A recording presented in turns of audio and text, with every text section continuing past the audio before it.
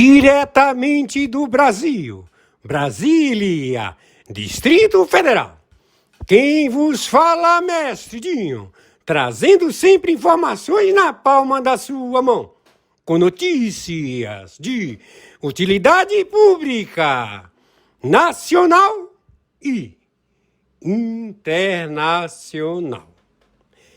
O mestre Dinho, eu quero aqui, antes de iniciar esta live, eu quero falar sobre o Pix do juiz Oscar Aníbal Chapan. Pix, Oscar Aníbal Chapan, @gmail.com. Repito, Oscar Aníbal Chapan, @gmail.com. Está na descrição desse vídeo.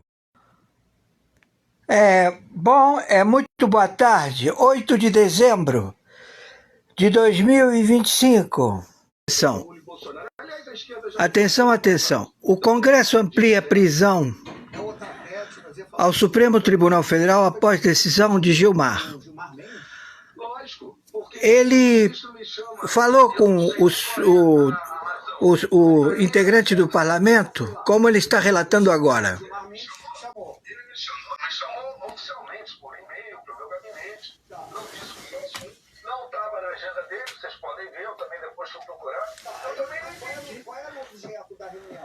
Eu não sei.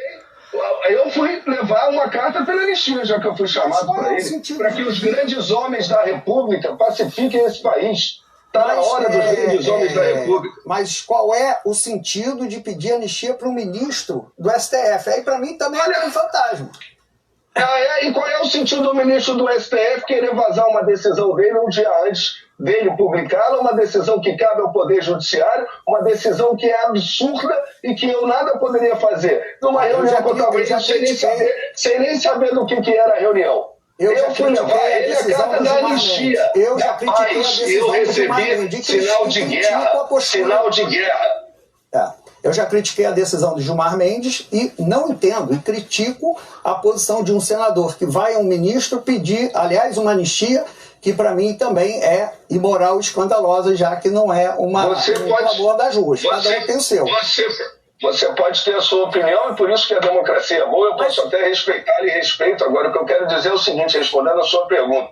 Eu estou indo para uma audiência que eu não sei do que é, do que eu fui chamado, e vou em cortesia, os poderes têm realmente que se falar. Eu levei uma mensagem de paz e a gente recebeu um grito de guerra. Aí o senhor saiu de lá, saiu da reunião, o senhor saiu, e aí voltou para o Senado, leu a decisão, entregou a carta depois, né, pelo que eu entendi. Entregou depois. Eu entreguei na hora. Você saí como advogado e fui ler a decisão.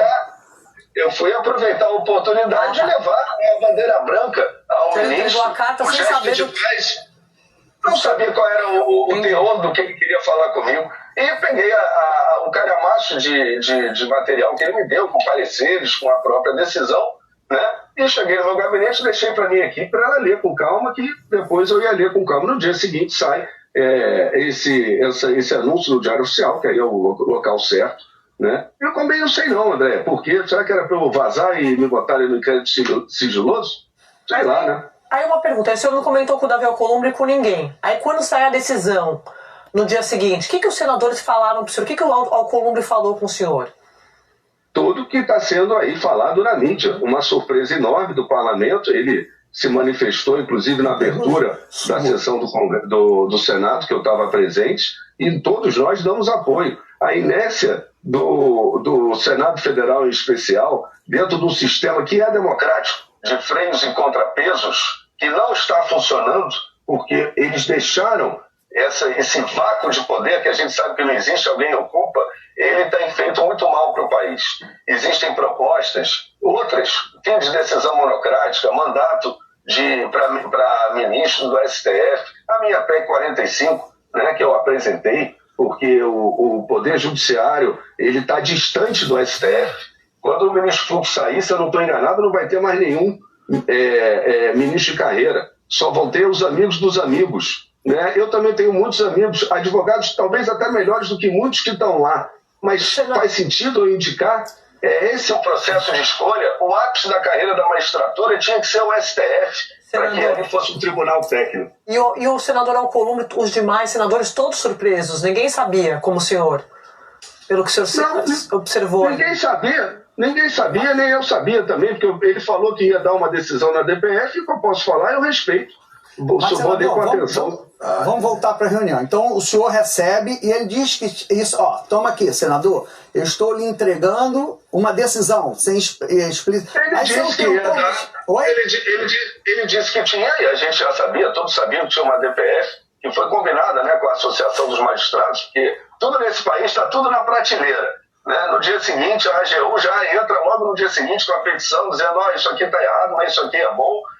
Tá tudo combinado. A gente sabe, a AMB já tinha entrado há algum tempo, a Associação do Magistrado do Brasil, com uma DPF. O ministro disse, né, que estava com ele e que ele ia dar uma decisão. Mas não disse o teor da decisão. Não disse o teor da decisão. Ele disse que ia dar uma decisão, que ele ia resolver, decidir sobre a questão da tramitação do processo de impeachment. Mas o senhor saiu do gabinete com o decreto embaixo do braço. Aí quando cheguei a sair com um monte de papel debaixo do braço, deixei para minha equipe estudar. Quando a equipe avisou o senhor o que era? Os abusos do STF são do STF. Eu tenho que trabalhar lá na ponta legislativa. Eu ia fazer o que com aquilo? Eu ia dizer, não dê essa decisão, não. Não, mas o senhor saiu de lá com a decisão em mãos? O senhor saiu de lá com a decisão em mãos ou com o caso em mãos? Uma decisão. Parecer, praticamente a cópia de todo o processo é a própria decisão que foi publicada no dia seguinte. Aí ele só entrega para a sua assessoria. Pode ser que tenha sido por lealdade até. Não vou julgar, eu só não compreendo. Porque aí o senhor leva ele daria a decisão de qualquer maneira, não é isso? Ele não está se lixando para o Congresso, para o Legislativo. Já avocou as funções todas. Senador, aí o senhor entrega para a sua assessoria. Quando é que a sua assessoria liga para o senhor e fala, ó, é gol. É gol. Como o senhor diz, quando é que... Aliás, eu tive com o Valdo, lá no cafezinho do Senado, lembra, Valdo? Tava um dia muito corrido.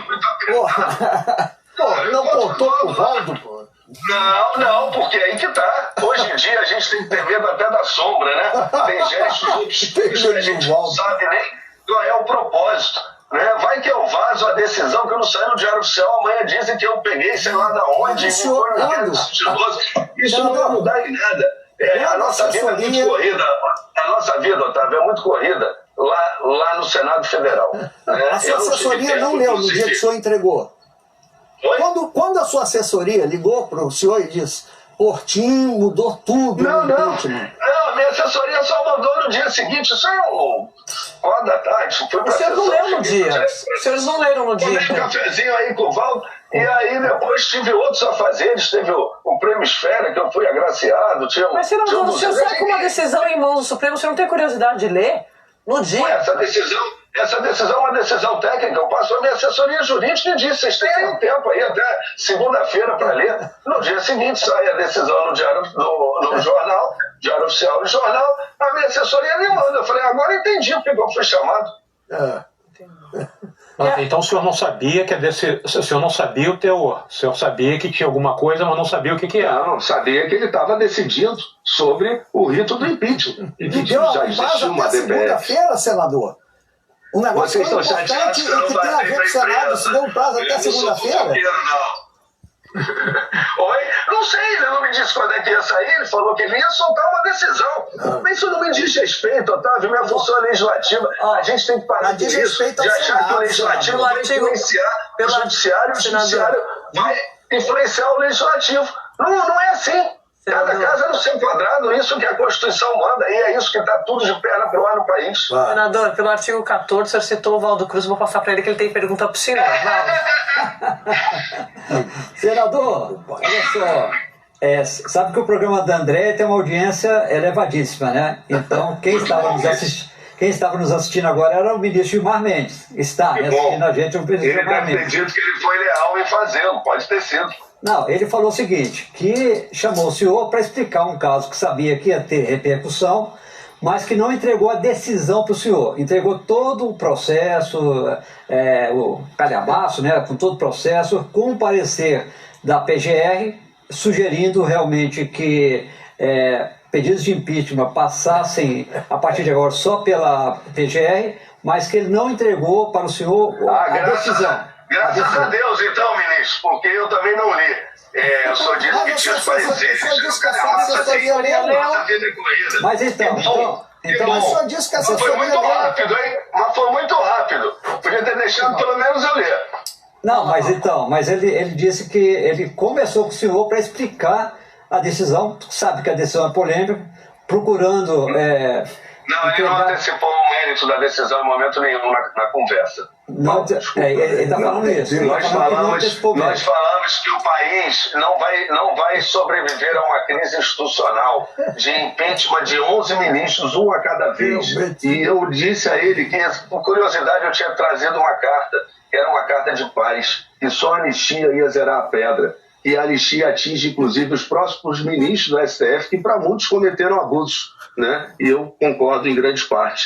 E é só a anistia, que serve para todo mundo, né? E essa foi a tônica da minha conversa. Ele não antecipou as razões de decisão, ele apenas disse que ia decidir, me entregou um calhamaço, eu não tive tempo de ler. Que bom que não tinha lá a decisão, então era o parecer da própria Procuradoria, melhor assim. E talvez então ele tenha sido leal de ter antecipado a decisão. Podia ter me dado um tempinho para eu ler só um pouco mais, mas até segunda-feira eu já vou ter lido toda a documentação. Ele argumentou com o senhor, né, que estava propenso a seguir o parecer da PGR, segundo ele me disse, diante de 81 pedidos de impeachment que estão hoje no Senado e que a maior parte desses pedidos de impeachment são feitos sem base legal. E a gente sabe que tem isso mesmo.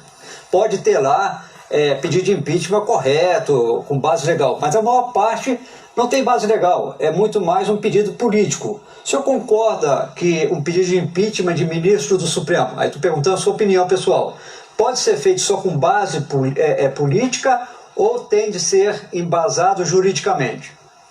O que eu acho, tenho certeza que essa avaliação cabe à consultoria legislativa do Senado, essa avaliação cabe aos senadores e a partir do início da tramitação de um processo de impeachment que depende que o presidente do Senado abra esse processo, né? Eu acho que isso é um assunto legislativo. E sobre impeachment, seja de ministro, seja de presidente da República, a gente já viveu alguns, eu já estou mais velho, como vocês também já vivemos alguns no país, e a gente sabe que impeachment é muito mais uma decisão política, né? Impeachment é uma decisão política. Inclusive, para dar um exemplo, no próprio impeachment da Dilma, né, fragmentaram, ela não ficou com os direitos políticos dela suspensos, não é verdade? Mas isso também foi uma excepcionalidade, né?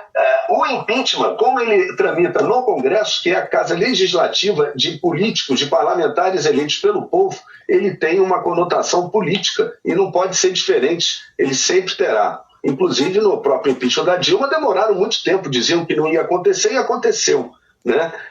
Com relação ao impeachment ministro do STF, a gente nunca viveu isso. Isso é muito ruim, e isso eu disse ao ministro Gilmar, isso é muito ruim para qualquer país, para qualquer democracia, porque isso é uma crise institucional sem fim.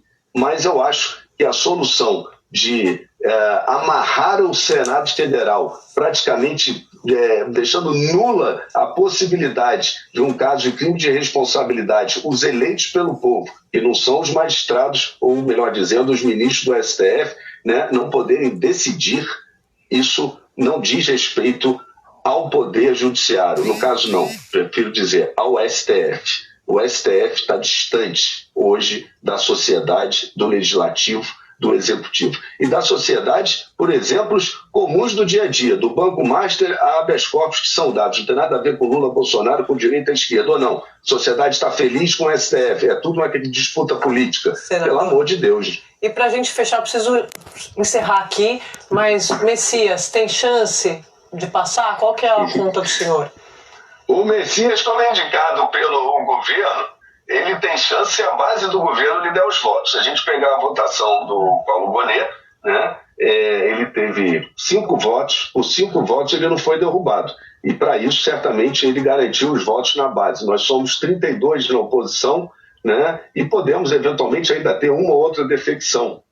Acho que tivemos duas na votação do Gonê, mas ele ganharia de qualquer maneira, ele seria aprovado de qualquer maneira. A oposição, nesse caso, tem que ser oposição, e o mais importante, Sadi, a gente tem que discutir esse processo de escolha. Não é por causa de Messias, não. Isso vale para o governo passado, atual e para o futuro, né? Esse processo de escolha está errado. Se botarem lá o Saci Pererê, ele passa. Porque metade tem rabo preso e metade quer ficar amigo do poder. Está errado em um nome apenas, a PEC 45 eu apresentei, que valoriza a magistratura, a tecnicidade do STF e o processo de escolha, que seja uma escolha de currículos que a gente não tem, e é o que a sociedade toda quer. E, Sadi, depois, se puder, eu fiz chegar a carta que eu entreguei ao Gilmar, no próprio dia, a sua assessoria. Se você quiser lê-la ou divulgá-la, já que tratamos dela, é o meu pedido de paz. Obrigada, senador. A gente está sempre à disposição aqui. Um abraço para o senhor, até a próxima. Vou fazer intervalinho, a gente volta aí. Com este posicionamento de flagrante crime, elaborado por Senado e também pelo Judiciário, Supremo Tribunal Federal, em ação monocrática, conjuntamente com a PGR, conforme relato testificado pelo Gilmar Mendes, que está ouvindo a confissão deste senador, ao qual ele não levou a sério que o Supremo Tribunal Federal passa a ser o legislador, o presidente da República Federativa do Brasil, e cuja base do Supremo Tribunal Federal é o governo da China, o Brasil entregou a sua nomenclatura, a sua tutela e curatela de mais de 270 milhões de brasileiros, todos à escravidão da China. Então a China, quando declarou, ainda do dia 4 de dezembro de 2025, um pouco mais cedo, alegando que ele estabelece que não permite que venham a se intrometer, a querer julgar o comportamento do Brasil com relação à China e a China com relação ao Brasil. Nós estamos vendo que é uma declaração de guerra, já que o fantoche, que se faz chamar Luiz Inácio Lula da Silva, ele é óbito, ele morreu. E este grupo, conjuntamente com o Senado, com a Câmara do Senado, transferiram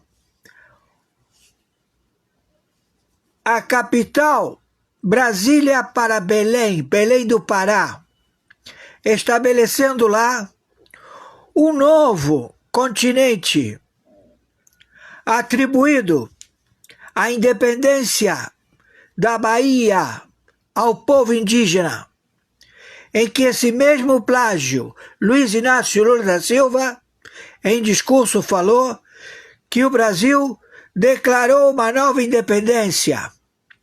Não a independência do ilustre herdeiro da coroa de Portugal, Dom Pedro. Ele estabeleceu um crime contra lesa pátria, um crime de ruptura, sequestro, roubo da independência da República Federativa do Brasil. Então, quem está falando? O senhor Oscar Aníbal Chapano, juiz corregedor arbitral internacional na intervenção pela segunda vez da República Federativa do Brasil pelo artigo 4334, cláusula já determinada a intervenção e a prisão desde o presidente da República, todos os integrantes dos poderes estabelecidos na administração pública do governo brasileiro, a que as tropas do Exército, da Marinha e da Aeronáutica do Brasil, conjuntamente com os Estados Unidos da América, com 123 países signatários do Tribunal Penal Internacional, venham de imediato à captura dos membros do Pleno da Corte do Supremo Tribunal Federal, dos membros do Senado Federal, que já se encontra totalmente posicionado. A sua declaração, o seu posicionamento, Gilmar Mendes, que não é monocrático. Ele foi feito pela PGR, Gonet, conjuntamente com o hardware e o software da administração da China, colocado no Supremo Tribunal Federal a ser executado, quando a China determinou que a sua representação de poder de Estado foi transferido para o Hotel Blue Tree de Brasília, onde a sede da capital China está no prédio do Blue Tree, do Distrito Federal.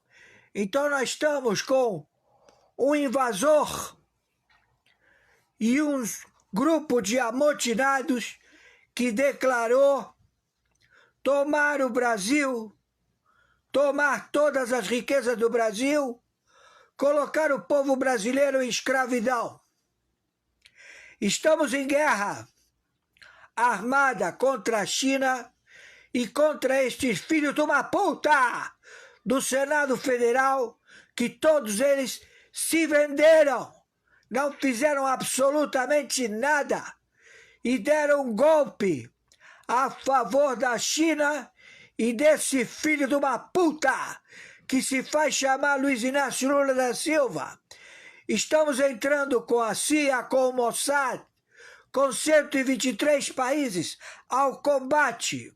Pedimos que a população em peso do Brasil marche imediatamente para Brasília, na condição já de recuperar as terras, recuperar a sua autonomia, porque estes filhos da puta da TV Globo, da CNN, tomaram o continente Brasil e querem tomar também os 10 países fronteira seca com o Brasil e 7 do Caribe. Então, vamos bombardear, vamos estabelecer já o bombardeio a todos estes que são poucas cabeças.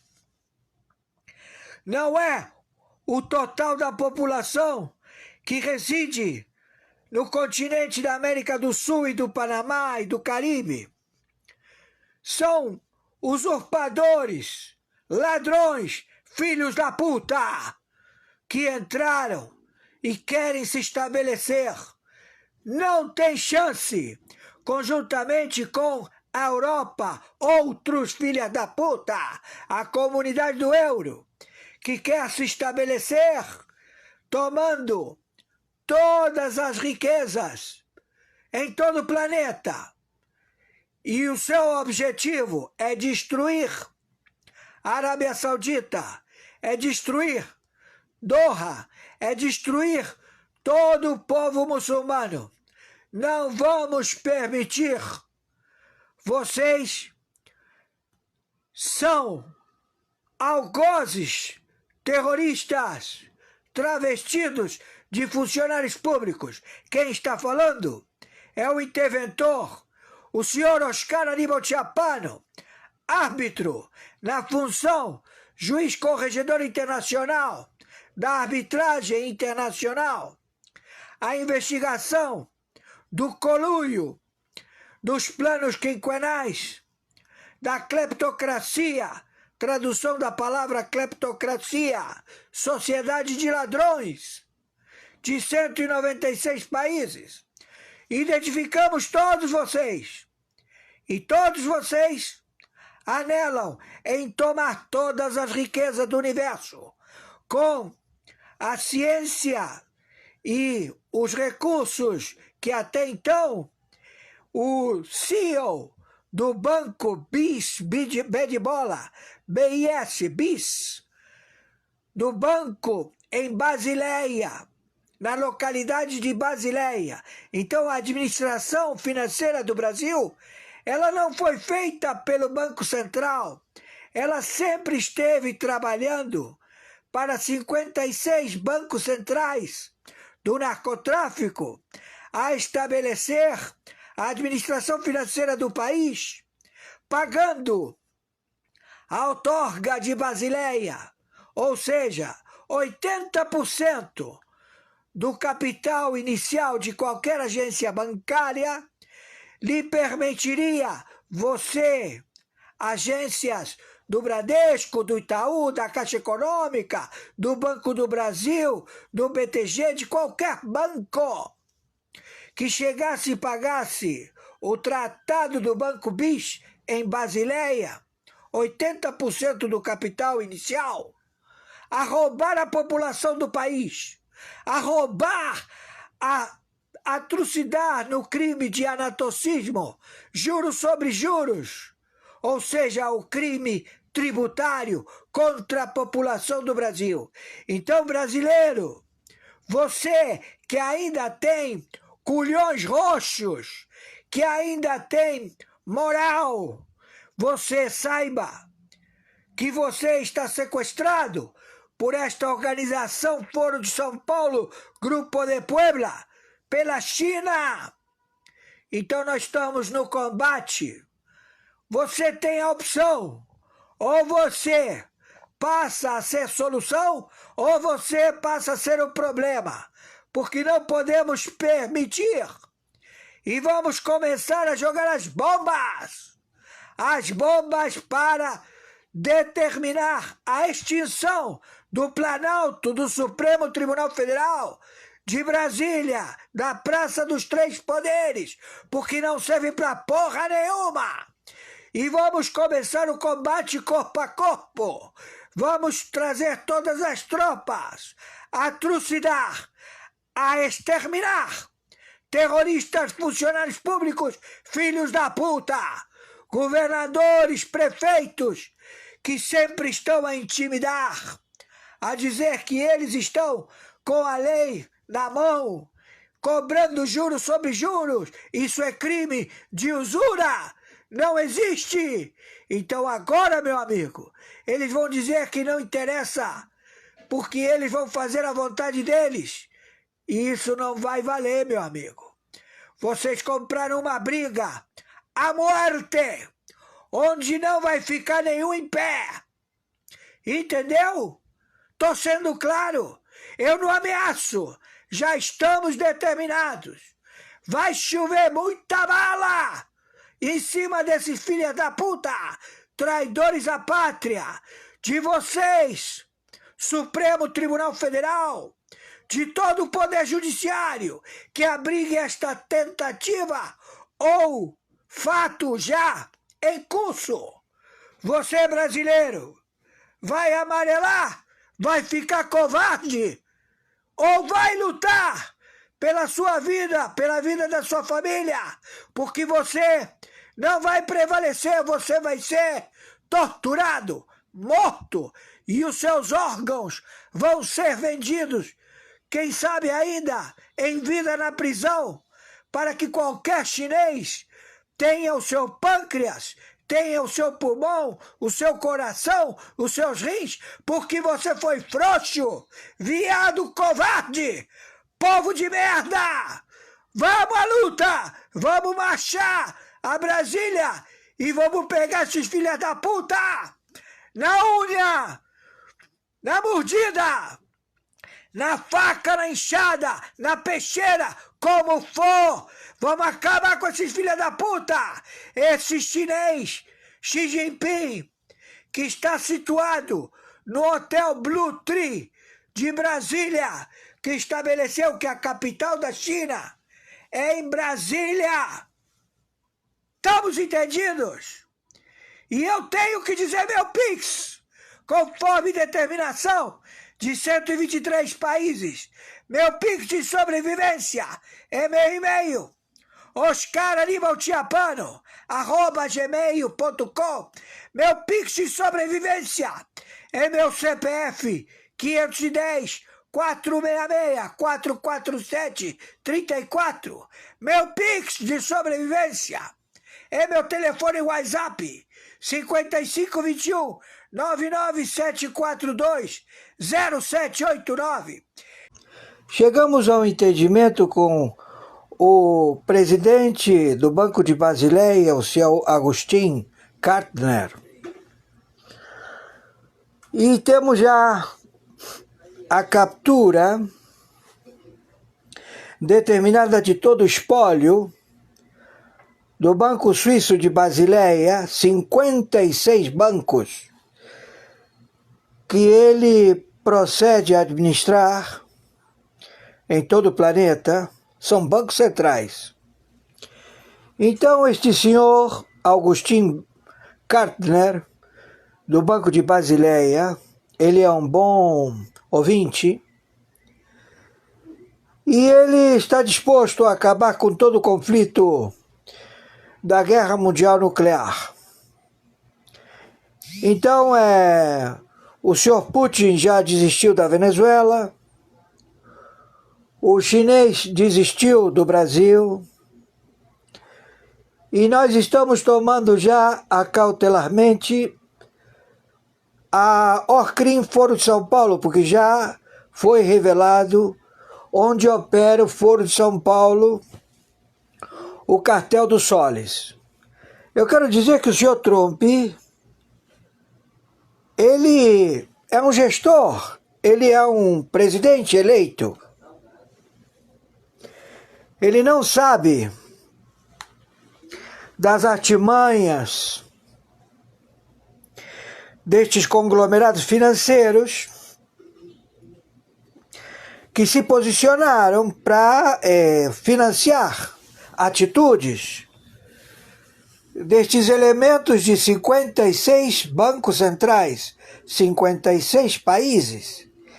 E esses 56 países têm banco central que está mantendo países da África que não têm capacidade financeira, mas que, claro, podem matar a população muçulmana, que podem matar a população cristã. E, claro, um pedido do Gustavo Kartner pode ser apreciado, já que ele é um benfeitor, não é? Agustin Kartner, do Banco de Basileia, o Banco BIS. Então nós vamos chegar ao entendimento. Você vai aplicar todo o capital do Banco de Basileia, conjuntamente com os 56 bancos que você administra, a administração do senhor presidente Trump dos Estados Unidos da América. Tenho certeza absoluta, senhor Agustin Kartner, que há poucas palavras o bom entendedor, o senhor chegou já a uma logística, não é?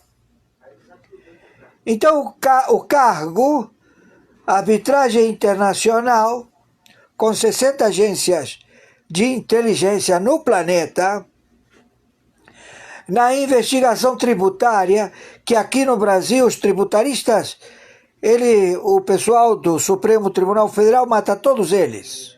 Aqui no Brasil, basta você dizer, eu sou tributarista. Aí vem a turma do Alexandre de Moraes, não é? Da Carmen Lúcia, não é? E etc. E mata o cara. Mas isso acabou.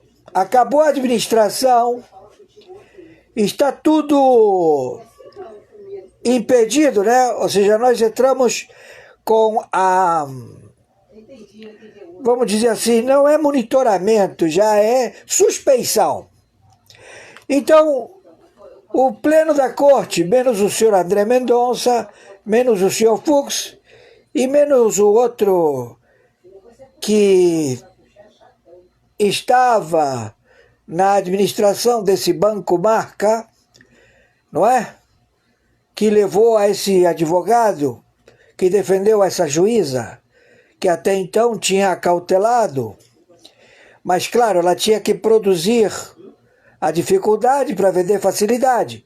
Então, como ela foi defendida por um advogado muito notável, a juíza, por um empréstimo duvidoso, em que ela foi agraciada e que ela seria expulsa, ou seja, aposentada da Justiça Federal, ela atribuiu que o acautelado, o Cavaro, né, o do Banco Master, e os seus sócios, que se encontravam presos na primeira instância, eles podem ser levados a um julgamento pelo Pleno da Corte do Supremo Tribunal Federal do Alexandre de Moraes, tendo a tutela o ministro Toffoli.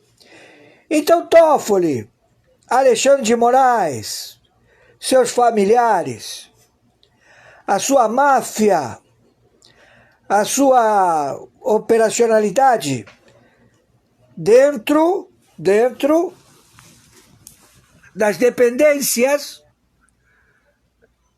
do Supremo Tribunal Federal. Os senhores estabeleceram uma recomendação de que qualquer ato criminoso processado dentro do Supremo Tribunal Federal teria o rigor da lei. Então nós estamos procedendo conforme a sua própria bleurragia estabeleceu. Então todos vocês do Supremo Tribunal Federal estão todos em suspeição.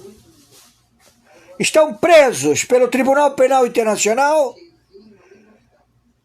pela arbitragem internacional, pelo interventor, que é a jurisprudência, que todo mundo diz assim, julgando o Supremo Tribunal Federal, a quem vamos recorrer?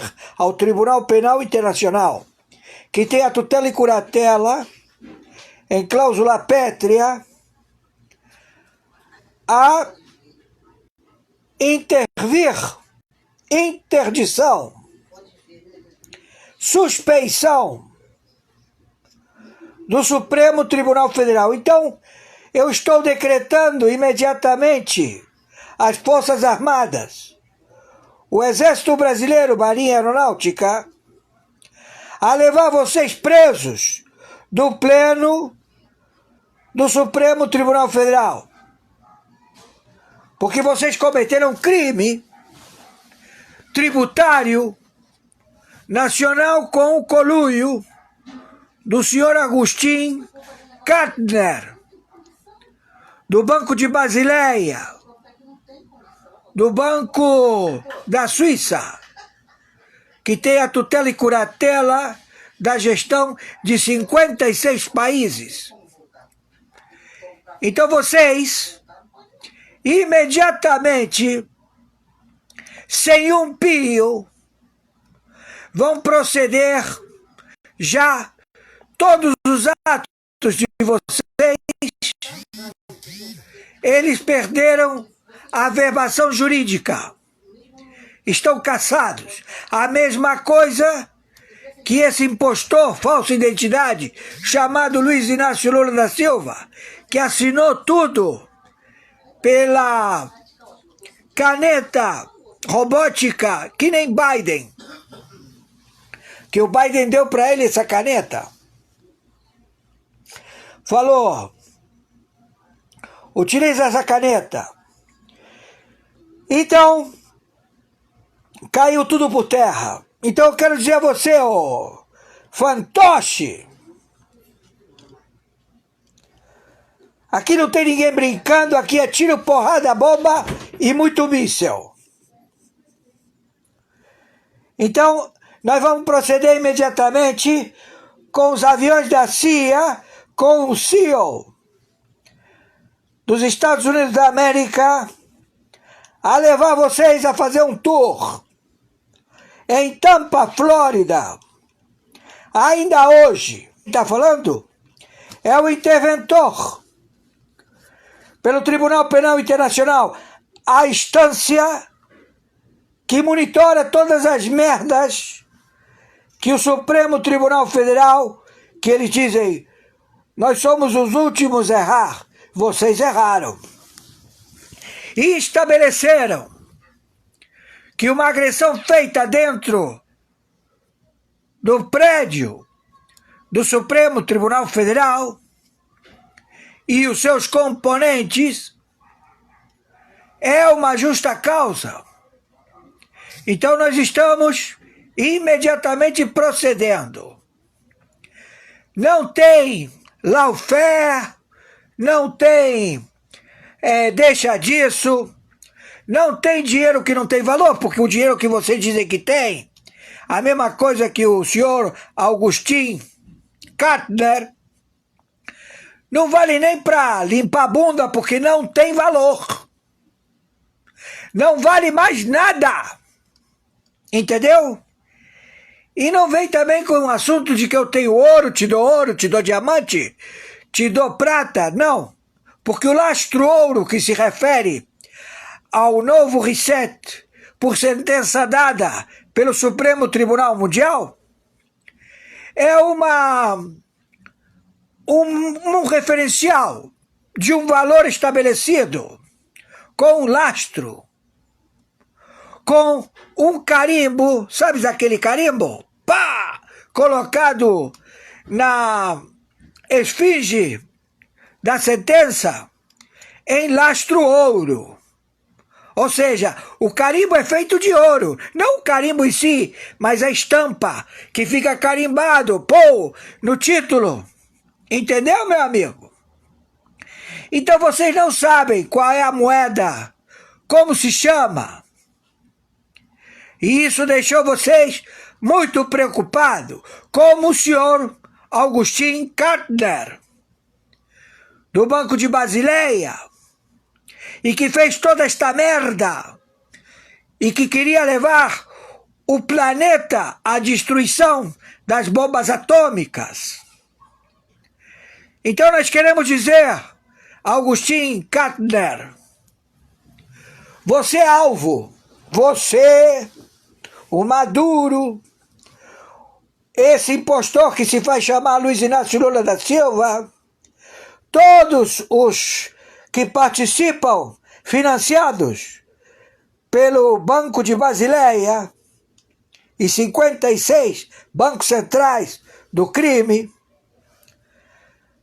estão jurados de morte, como queima de arquivo, pelos cubanos e pelos iranianos, a sua milícia particular, os dragões do Irã.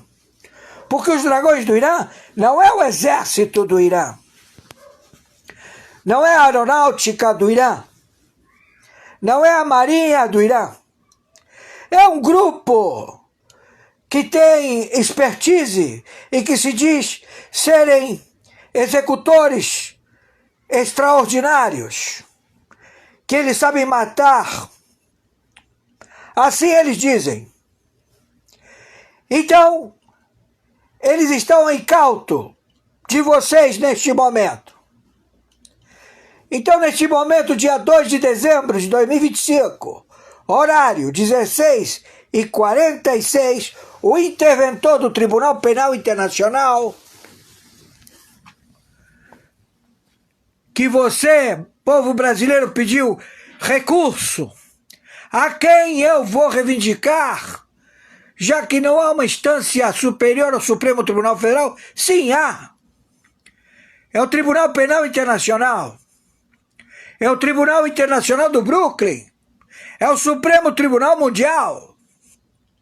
Mas, claro, todo mundo querendo matar os juízes do Supremo Tribunal Mundial, todo mundo querendo matar os juízes do Tribunal Internacional do Brooklyn, todo mundo querendo matar os integrantes do Supremo Tribunal Penal. E, bicho, nós vamos ver quem é o filho da puta que tem essa banca toda e diz que vai matar juiz, vai matar, vai acontecer, vai fazer um monte de merda. E chegamos até você, Gustavo Kartner, Augustin Kartner, e os teus sócios, 56 bancos centrais. Então, meu amigo, vocês têm que ficar pianinho, bonitinho. E você vai ser levado para Tampa, na Flórida, e vai cantar que nem um periquito. Ouviu, Gustavo Kartner? Entendeu? Quem está falando aqui é o interventor do Tribunal Penal Internacional, do Tribunal do Brooklyn, do Supremo Tribunal Mundial. E a sentença dada não cabe recurso. Entenda, não sou eu. Quem sou eu, porra? É o cargo. Caiu na real. Eu só estou transmitindo a sentença, porque vocês roubaram o dinheiro do Brasil. Dinheiro de imposto, dinheiro de todo tipo de fundação. E tudo agora com sigilo pro resto da vida. Sigilo eterno. Que porra é essa? Tu acha que tu tem sigilo? Me diz a verdade aí, ô seu filho da puta. Tu acha que no Brasil tem sigilo de alguma coisa, seu filho da puta? Tu acha que tu consegue esconder, dizendo que eu boto sigilo nisso aqui e ninguém vai ficar sabendo?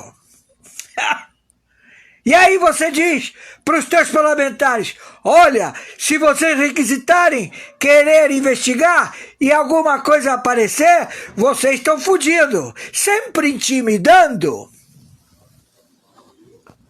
Sempre criando temor, pavor. Pois a ficha caiu, seus filhos da puta. Porque vocês quiseram roubar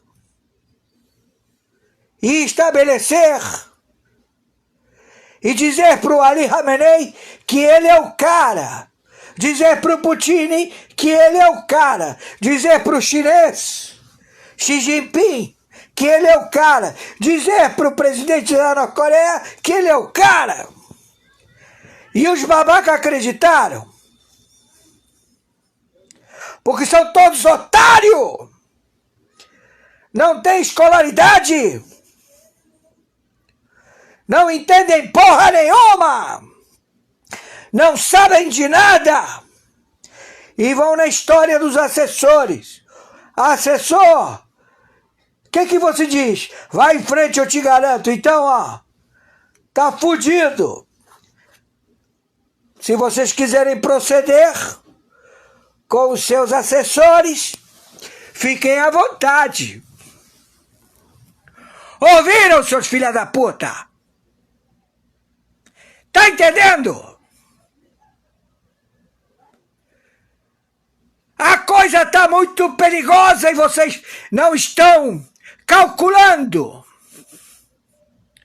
Mas quem está em loco? Quero ver quem é o filho da puta que vai apertar a bombinha. Vai cair na tua cabeça ali, Khamenei! Charmuta! Você, turco, filha da puta! Erdogan! Você é o Mulan do ISIS!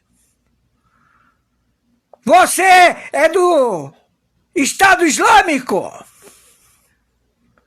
Você tem várias nomenclaturas! Você é um bom filho da puta, turco Erdogan! Entendeu? Então, acaba essa merda agora! Não tenho mais tempo! Eu não, o cargo, né? Quem dera eu, porra, já imaginou? Escuta! Você aí, traidora pátria! Você, o teu viado, Macron, o alemão, todo mundo que tá lá, cagado de medo. Porque sabem que vão rodar. Podem ser mortos ainda hoje. E eu já falei quem vai matar vocês. Esse é o relatório. E conforme determinação de 123 países, meu Pix de sobrevivência é meu e-mail, oscaranibaltiapano@gmail. Meu Pix de sobrevivência é meu CPF 510 466 447 34.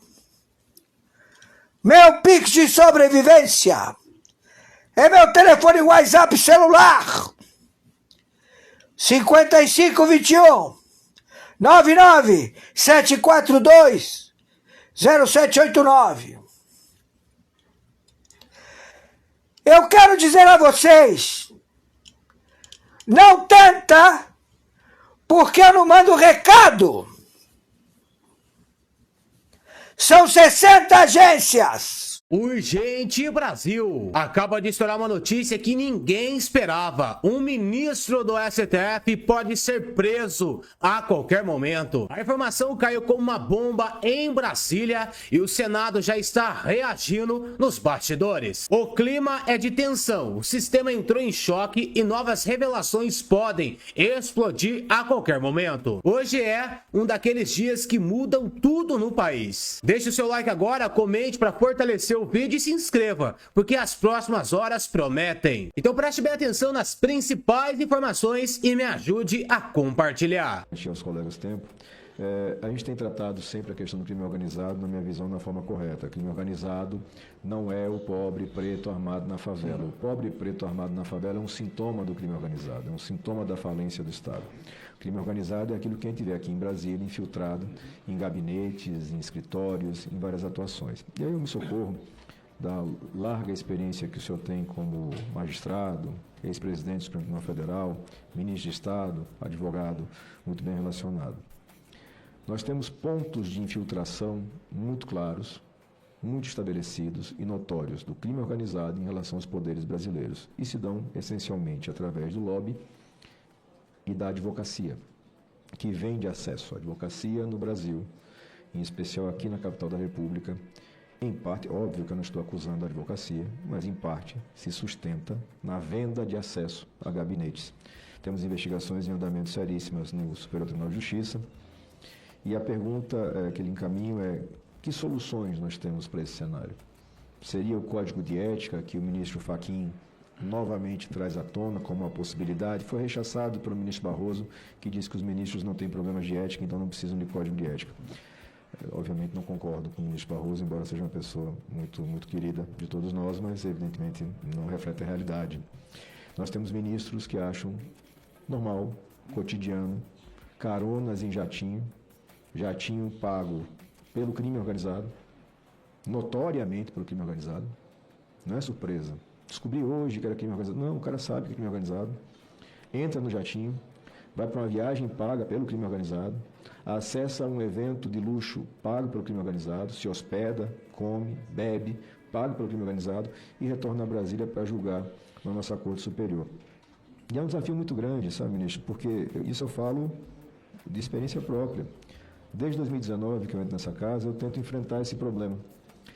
E não consigo ainda encontrar um caminho adequado. Mas gostaria de ouvir Vossa Excelência se existe esse caminho e que caminho nós podemos seguir para reduzir essa infiltração dos poderes. E eu usei o exemplo, evidentemente, da Suprema Corte, mas poderia usar do Senado da República, onde nós temos campanhas financiadas pelo crime organizado, na Câmara dos Deputados, da mesma forma, nas Assembleias Legislativas. Esse é um país que já teve presidente preso, já teve ministro preso, senador preso, deputado preso, governador preso, prefeito, vereador, mas ainda não teve ministro dos Tribunais Superiores. E me parece que esse momento se avizinha. Então, eu gostaria de ouvir Vossa Excelência sobre o tema. Brasil está à beira de um marco histórico sem precedentes. Pela primeira vez na história da República, um ministro de Tribunal Superior pode ser preso.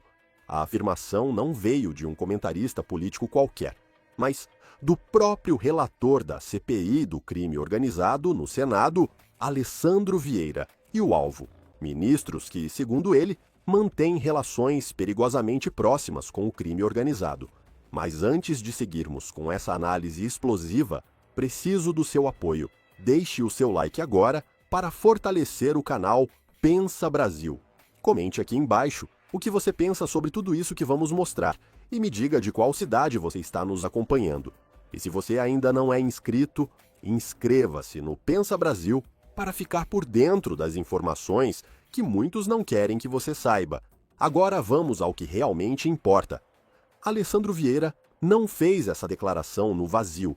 Ele estava se referindo diretamente a dois casos que vêm chacoalhando os bastidores do judiciário brasileiro.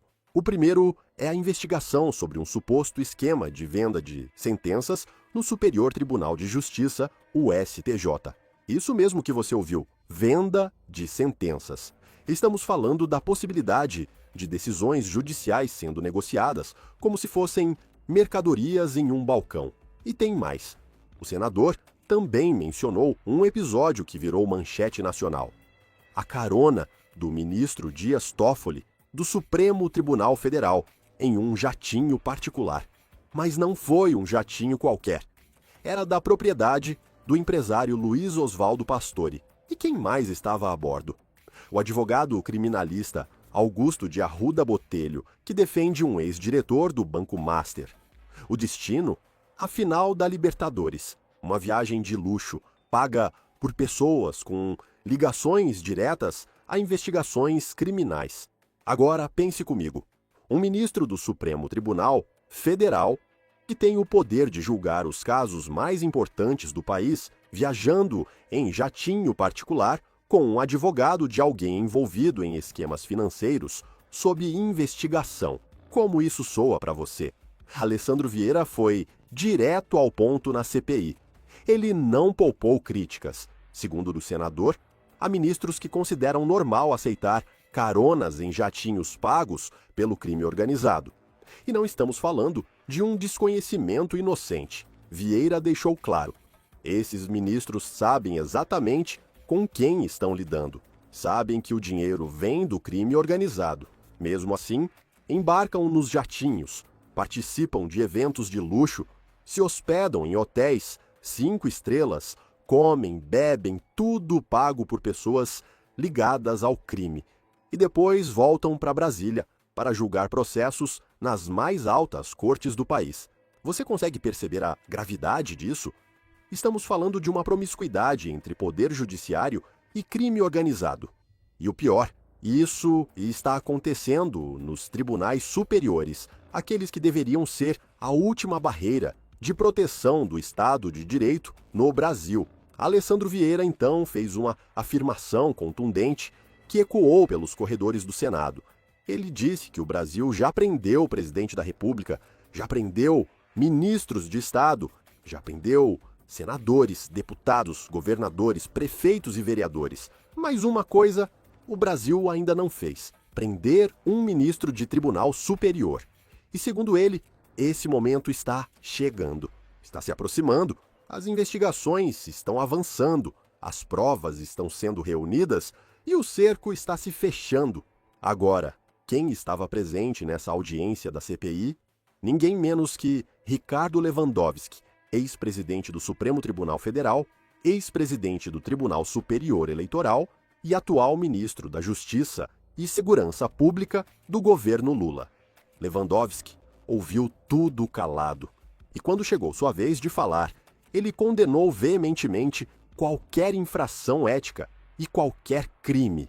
Disse que o Brasil tem um corpo normativo suficiente para coibir essas atividades contrárias ao Código de Ética, 8 tanto da magistratura quanto da advocacia. Mas aqui está a questão: ter legislação é uma coisa, aplicar essa legislação é outra completamente diferente. Lewandowski disse que é preciso colocar em prática essa legislação e que a fiscalização precisa ser redobrada. Mas será que isso vai acontecer? Será que o sistema realmente vai punir seus próprios membros? Ou estamos assistindo apenas a mais um discurso bonito que não sai do papel? Porque veja bem, não estamos falando de pequenos deslizes éticos. Estamos falando de ministros que potencialmente vendem sentenças, que aceitam presentes caríssimos de criminosos, que mantêm relações íntimas com advogados de réus que eles mesmos podem vir a julgar. Isso não é apenas uma questão de aparência de imparcialidade. Isso é corrupção no seu nível mais alto. É a destruição da confiança nas instituições. E onde está a mídia tradicional nisso tudo? Por que tão pouco se fala sobre essas investigações? Por que a indignação nacional não é maior? Será que há interesses em proteger essas figuras? Será que o pacto corporativo dos tribunais superiores é tão forte que impede uma apuração séria? O fato é que o brasileiro comum, que trabalha honestamente, que paga seus impostos, que luta todos os dias para sobreviver, esse brasileiro está vendo seus ministros de tribunais superiores viajarem em jatinhos de luxo pagos por criminosos. E pior, está vendo que nada acontece, ou quase nada. Alessandro Vieira jogou luz sobre essa podridão. Ele teve coragem de dizer o que muitos pensam, mas poucos têm a ousadia de falar publicamente. E agora a pergunta que fica é: o que vai ser feito com essas informações? A CPI do crime organizado vai de fato resultar em prisões? Ou vamos assistir a mais um arquivamento silencioso, como já vimos tantas vezes? O momento é crítico. O Brasil está em uma encruzilhada. De um lado, temos a possibilidade de finalmente responsabilizar aqueles que se consideram intocáveis, que acham que estão acima da lei, que acreditam que podem fazer o que quiserem sem consequências. Do outro lado, temos o risco de, mais uma vez, a impunidade prevalecer. De, mais uma vez, os poderosos saírem ilesos enquanto o cidadão comum paga o preço. E você, o que pensa sobre tudo isso? Você acredita que veremos mesmo um ministro de tribunal superior preso? Ou acha que esse é mais um discurso vazio? Eu quero saber sua opinião sincera. Comente aqui embaixo o que você acha dessa situação. Participe desse debate, porque essa discussão é fundamental para o futuro do nosso país. E não esqueça de se inscrever no Pensa Brasil para continuar recebendo análises profundas como essa. Até a próxima. Então o spoiler que eu dou a vocês é esse aqui, ó. Lula não conseguirá retirar Magnitsky do casal Moraes, já entregou a cabeça deles, usou o caso do Banco Master para expor todo o Centrão e a galerinha da Farinha Lima. E aí vem a meu outro spoiler, né? O casal 129, né? O casal Moraes, tomou no cu. Temos a chance de registrar o que está acontecendo para trabalhar duramente para punir esses criminosos, que na verdade são Alexandre de Moraes, Gilmar Mendes e tantos outros. E aí vem, né, o meu spoiler, Max, e Lacombe, coloca na tela aí, produção. Ah, isso é outro, né? Você quer que eu coloque aqui, Pedrão? Se quiser eu coloco aqui mais rápido. eu tinha preparado aqui um spoiler desse filme louco que está acontecendo no Brasil, que não é o Dark Horse. Né? Mário Frias, né? Tem algum roteirista, né? Tem algum roteirista querendo superar Mário Frias. E aí eu tô colocando um spoiler aqui para vocês. Lula não conseguirá retirar a Magnitsky do casal Moraes, né? Que pode ser chamado literalmente de casal, não 20, mas casal 129. É 129? 129 milhões pagavam 3 milhões e 600 mil reais por mês, no momento já de crise financeira no banco. Então não é casal 20, é casal 129. Todos os documentos indicam que havia ordens expressas do Daniel Vorcaro, da direção do banco, para que o pagamento ao escritório da dona Vivi fosse garantido, apesar de todas as dificuldades que já enfrentavam. Cafezinho, 129 milhões de reais no total do contrato, 3 milhões e 600 mil por mês. A questão não sabem quanto tempo, quantos pagamentos foram feitos, mas o contrato está aí, 129 milhões de reais, com 3 milhões e 600 por mês. Você compra quantos cafezinhos no escritório de advocacia com isso, né, rapaz? Cara, eu acho que... Enfim, mas vamos lá. O spoiler, né? Estou dando aqui o spoiler para vocês. Vocês gostam, né, quando eu dou spoiler, né? Lula não conseguirá retirar Magnitsky do caso Moraes, por isso que os cães do Lula... Qual é a imagem da mitologia que tem alguém segurando assim, tem aqueles bichos saindo assim? Qual que é a imagem? Não sei se são cães ou são... Tem uma imagem da mitologia de alguém que segura os animais, assim, os animais estão saindo. Esqueci o nome agora. A nossa audiência é muito qualificada. Eles vão falar daqui a pouco aqui. Mas tem uma imagem da mitologia que é alguém segurando o Cerberus. É isso? Cerberus. Cerberus é o cão de 3 cabeças que fica na frente Cerberus. da entrada do inferno. Cerberus. Então, eu acho que é essa imagem. A nossa audiência é muito qualificada, irmão. Eu vou te falar. Eu vou falar. Aqui, Hades. É isso mesmo, então aqui, ó. Hades. Peraí. Que audiência, meu irmão. O Laudelino sabe. Ó. Cara, que audiência, meu irmão. Eu vou te falar. É uma audiência muito qualificada. Eu tô tentando achar aqui. Alguém colocou aqui, ó. Hades e os cães do inferno. Então eu já mandei para você aqui. Ah, é? Eu mandei para você o Fabiano Silva, né, que é cartunista, né, que trabalha com o pessoal do Fio Diário, né? Se não me engano é o Fio Diário. Ele me manda todo dia uma charge aqui oferecendo pra gente usar. E a charge teve uma que ele mandou esses... Aí, olha aí, Alan, pronto, tá pra você. Aí, não, olha na tela. Eu tô olhando aqui. Moraes, Toffoli e Gilmar. O que tá escrito ali em cima? Os cães do inferno latem. É bem isso aí mesmo. E aí só faltou a Globo ali, né? Porque é o seguinte... Aí volta lá, Pedrão, no tweet, né, no spoiler. Qual que é...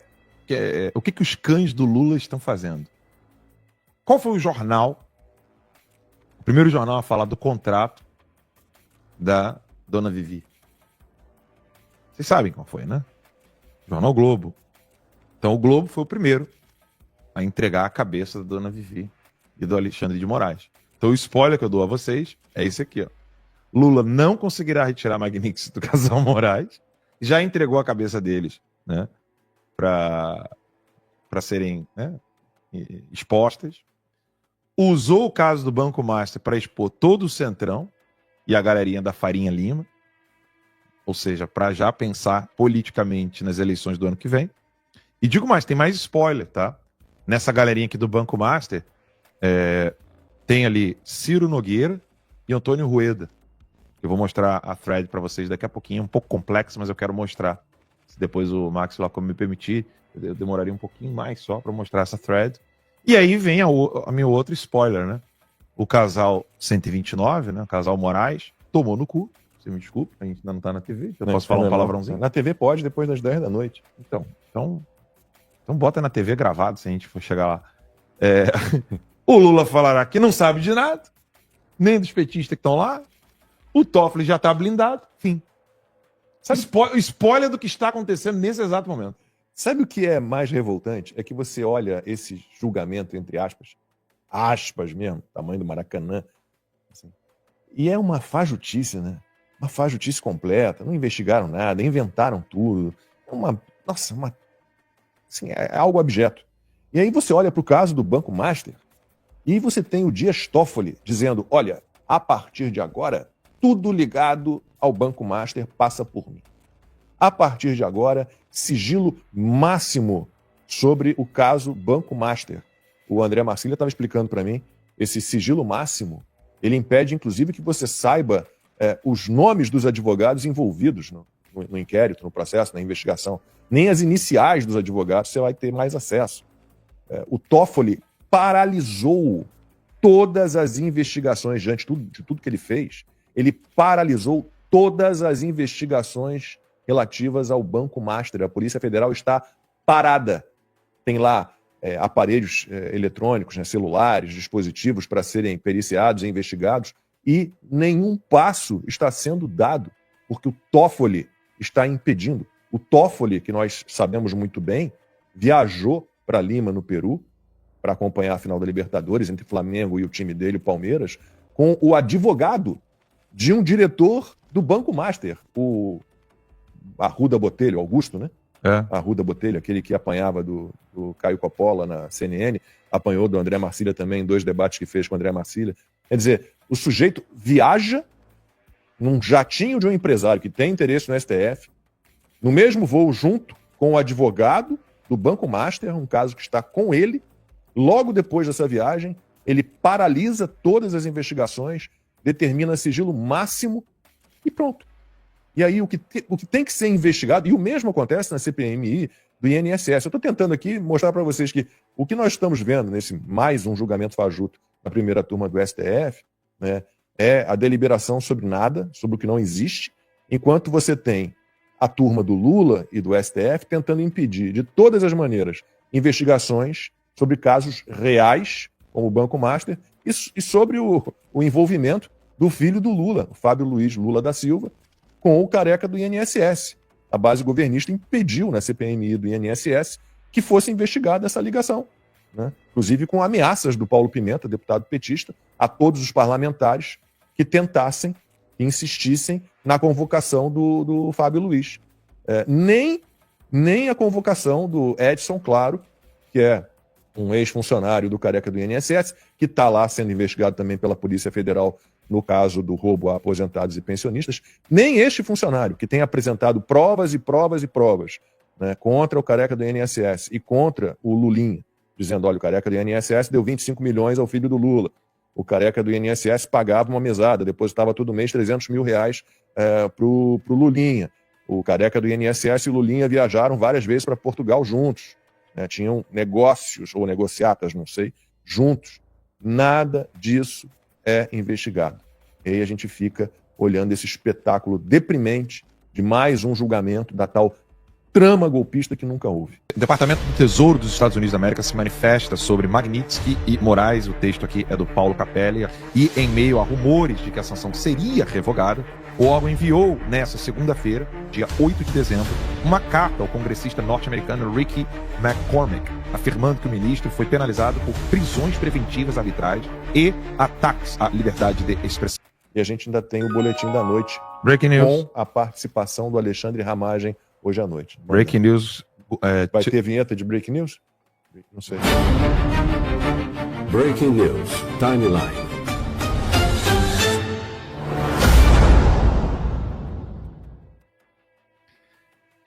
O Departamento do Tesouro dos Estados Unidos da América se manifesta sobre Magnitsky e Moraes. O texto aqui é do Paulo Capelli, a coluna dele no Metrópolis.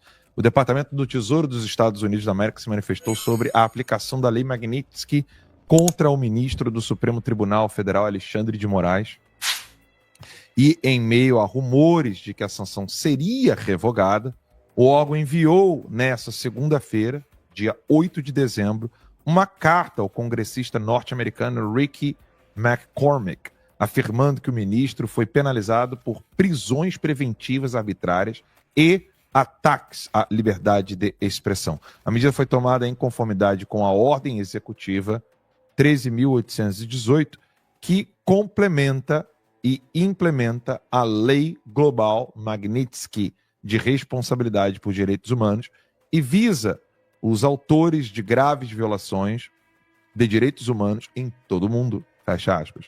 Diz o documento endereçado a McCormick em resposta a uma carta do congressista enviada ao Tesouro em outubro.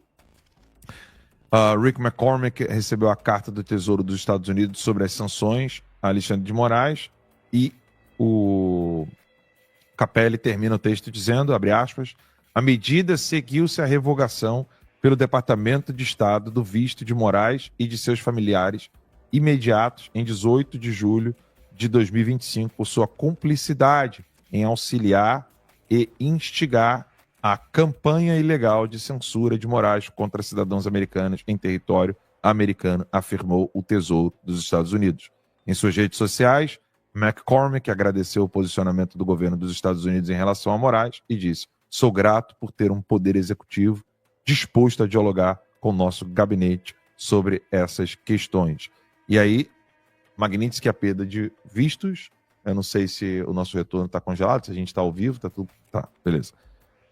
Se eu puder subir ali, eu não sei se a gente está congelando na live ou não? Não, né? Ou é só o nosso retorno aqui? Bem, abre aspas. Tá normal lá. Tá, Magnitsky, perda de vistos. Não, deu uma frisadinha. Então, abre aspas, diz o congressista, como membro da Comissão de Relações Exteriores da Câmara, levo muito a sério os ataques à liberdade de expressão e as tentativas de governos estrangeiros de ameaçar e coagir cidadãos americanos, tanto aqui quanto no exterior. Além de sancionar Alexandre de Moraes com a Lei Magnitsky, em julho deste ano, o governo de Donald Trump revogou os vistos de outros 7 ministros da corte. Apenas André Mendonça, Cássio Nunes e Luiz Fux foram poupados. Após reunião entre os presidentes Luiz Inácio Lula da Silva e Donald Trump, na Malásia, em outubro, o Brasil passou a pressionar a Casa Branca para que recue nas sanções impostas a magistrados na Suprema Corte. Esse é o texto do Capelli, ou seja, todo o rumor que estava acontecendo parece que foi por água abaixo. Alguém quer comentar sobre pescaria? Não, eu quero falar. Ó, Silvio Navarro tá me ligando. Meu irmão... Você não quer falar de pescaria, não? Posso falar um negócio?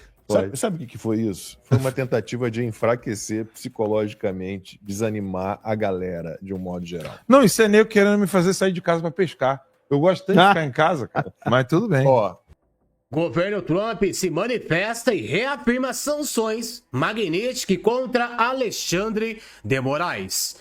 O Departamento do Tesouro dos Estados Unidos reiterou oficialmente a aplicação da lei Magnitsky ao ministro do Supremo Tribunal Federal, o STF, Alexandre de Moraes. A manifestação enviada na segunda-feira ao congressista norte-americano Rick afastou rumores de possível reversão de sanções e reforçou que o magistrado foi punido por prisões preventivas arbitrárias e por supostos ataques à liberdade de expressão. Esses termos aparecem exatamente como descritos no documento enviado ao parlamentar, que vem cobrando esclarecimentos desde outubro.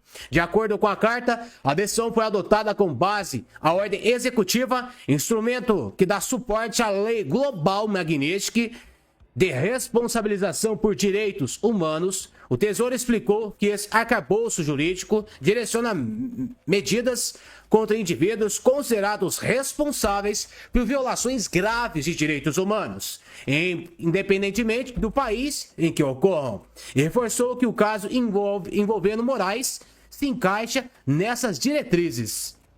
A comunidade também recordou que a sanção sucedeu à revogação do visto de Alexandre de Moraes e seus familiares imediatos em 18 de julho de 2025.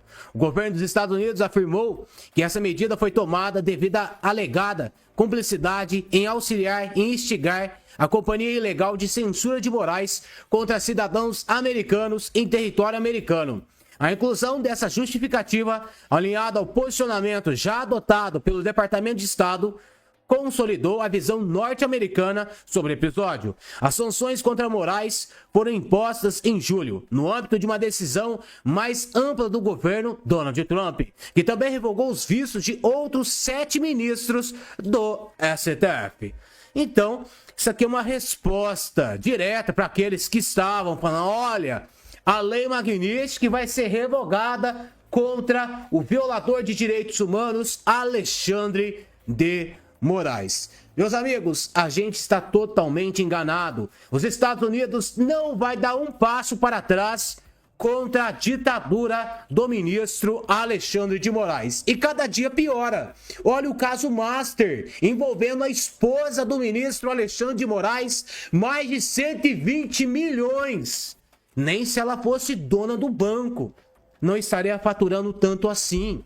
É inaceitável tudo isso que está acontecendo no Brasil. Vocês viram a matéria aqui de começo. Já tem senadores no Senado reagindo. Senadores que estão agora falando em prisão de ministros que estão envolvidos com narcotráfico, com criminosos, com a autobandidagem do país, PCC, Comando Vermelho. Isso sim é inaceitável. O ministro da Suprema Corte viajando de avião particular com o dono do Banco Master. Isso sim é inaceitável. Dias Toffoli envolvido, esposa de Alexandre de Moraes envolvida, o próprio ministro Alexandre de Moraes envolvido. A casa uma hora cai. E a gente tem a maior potência econômica e militar de olho, não só na Venezuela, mas 2 países que estão passando dos limites. Meus amigos, não se assustem se o Brasil estiver na lista do presidente norte-americano que promete não só uma intervenção militar na Venezuela, mas como também no Brasil. Esse é um país que já teve presidente preso, já teve ministro preso, senador preso, deputado preso, governador preso, prefeito, vereador, mas ainda não teve ministro dos tribunais superiores. E me parece que esse momento se avizinha. Então eu gostaria. Nós temos ministros que acham normal, cotidiano, caronas em jatinho pago pelo crime organizado, notoriamente pelo crime organizado. Não é surpresa. Descobri hoje que era crime organizado. Não, o cara sabe que é crime organizado. Entra no jatinho, vai para uma viagem paga pelo crime organizado, acessa um evento de luxo pago pelo crime organizado, se hospeda, come, bebe, pago pelo crime organizado e retorna a Brasília para julgar na nossa Corte Superior. E é um desafio muito grande, sabe, ministro? Porque isso eu falo de experiência própria. Desde 2019 que eu entro nessa casa, eu tento enfrentar esse problema. E não consigo ainda encontrar um caminho adequado. Mas gostaria de ouvir Vossa Excelência se existe esse caminho e que caminho nós podemos seguir para reduzir essa infiltração nos poderes. Eu usei o exemplo, evidentemente, da Suprema Corte, mas poderia usar do Senado da República, onde nós temos campanhas financiadas pelo crime organizado, na Câmara dos Deputados, da mesma forma, nas Assembleias Legislativas. Esse é um país que já teve presidente preso, já teve ministro preso, senador preso, deputado preso, governador preso, prefeito, vereador, mas ainda não teve ministro dos tribunais superiores. E me parece que esse momento se avizinha. Então eu gostaria de ouvir Vossa Excelência sobre o tema. Você gosta do nosso conteúdo, não deixe de assinar fiodiario.com. Seu apoio é fundamental para o nosso trabalho.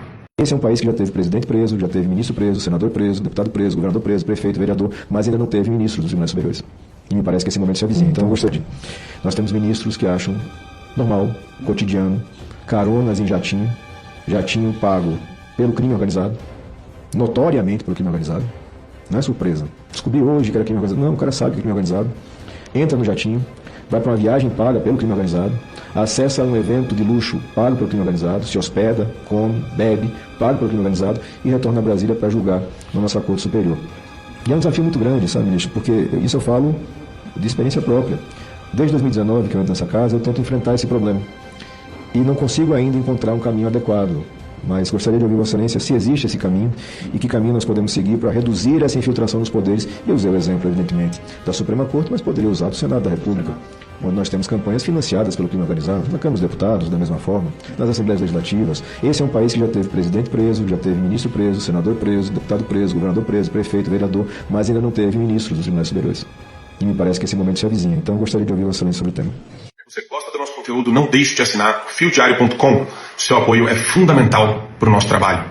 Hace minutos nada más, Peskov, que es el portavoz del Kremlin, un hombre muy cercano al presidente ruso, acaba de decir que la OTAN está luchando directamente contra Rusia.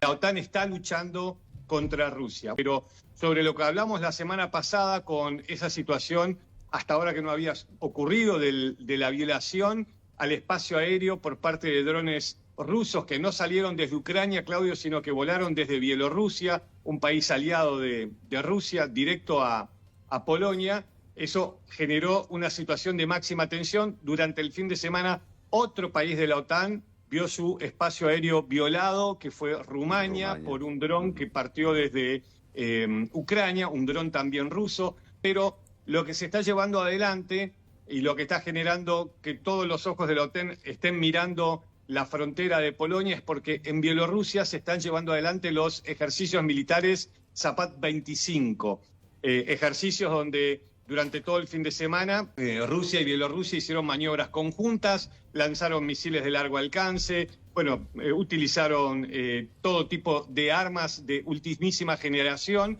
Nosso DNA é formado por 5 elementos: hidrogênio, carbono, nitrogênio, fósforo e oxigênio. Mas o que poucos sabem é que esses elementos não apenas se organizam, eles vibram. Cada átomo tem uma frequência, uma nota, uma cor. O hidrogênio vibra em Mi, o oxigênio entre Fá e Fá sustenido, o nitrogênio em Sol. É como se a vida inteira fosse uma partitura invisível tocada dentro de cada célula. Por muito tempo, acreditamos que o corpo se comunicava por eletricidade. Hoje, a física quântica revela: é a frequência que carrega a informação. E quando a sua nota, o seu som único é tocada, o DNA responde. Ele vibra, se ilumina, celebra, como quando uma música certa toca numa festa e de repente todos se levantam. É o corpo lembrando do seu ritmo original. Cada ser humano tem um tom de alma, uma assinatura vibracional que harmoniza todo o campo. Quando você vive alinhado com ela, tudo dentro e fora de você começa a dançar no mesmo compasso. Nosso DNA é formado por 5 elementos: hidrogênio, carbono, nitrogênio, fósforo e oxigênio. Mas o que poucos sabem é que esses elementos não apenas se organizam, eles vibram. Cada átomo tem uma frequência, uma nota, uma cor. O hidrogênio vibra em Mi, o oxigênio entre Fá e Fá sustenido, o nitrogênio em Sol. É como se a vida inteira fosse uma partitura invisível tocada dentro de cada célula. Por muito tempo, acreditamos que o corpo se comunicava por eletricidade. Hoje, a física quântica revela: é a frequência que carrega a informação. E quando a sua nota, o seu som único é tocada, o DNA responde. Ele vibra, se ilumina, celebra, como quando uma música certa toca numa festa e de repente todos se levantam. É o corpo lembrando do seu ritmo original. Cada ser humano tem um tom de alma, uma assinatura vibracional que harmoniza todo o campo. Quando você vive alinhado com ela, tudo dentro e fora de você começa a dançar no mesmo compasso.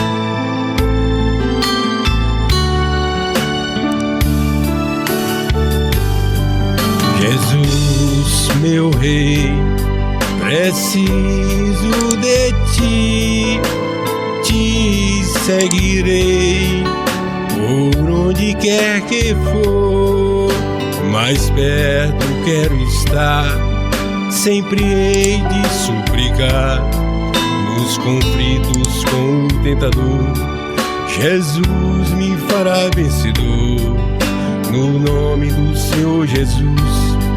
O inimigo é amarrado com o poder do meu Deus, me guardando, me livrando.